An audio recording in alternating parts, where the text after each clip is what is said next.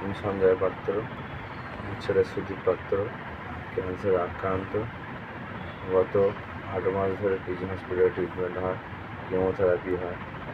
প্রথমে কিডনিতে টিউমার ছিল, সেখান থেকে ক্যান্সার ধরা পড়ে।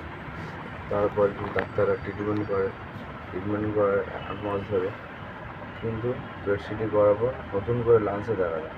তারপরে ডাক্তাররা বলে এখানে আর ট্রিটমেন্ট হবে না, আপনারা বাইরে নিয়ে যান, বর্মেও ট্রানজ্যাকশন করতে হবে। বর্তমানে আমি এখন মুম্বাই আছি, ডাক্তার চিকিৎসা চলছে। যেহেতু ডাক্তার ট্রিটমেন্ট চলছে, এমনি বর্মেও ট্রানজ্যাকশন 12 লাখ টাকা লাগে। সেখানে একটা এখানে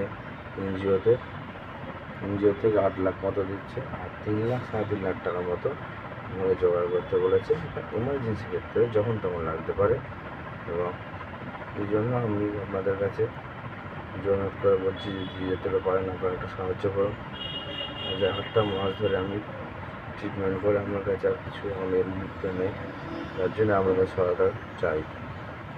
আপনারা যেরকম পারবেন সেরকম সাহায্য দিয়ে আমার ছেলেটাকে বাঁচান। নমস্কার।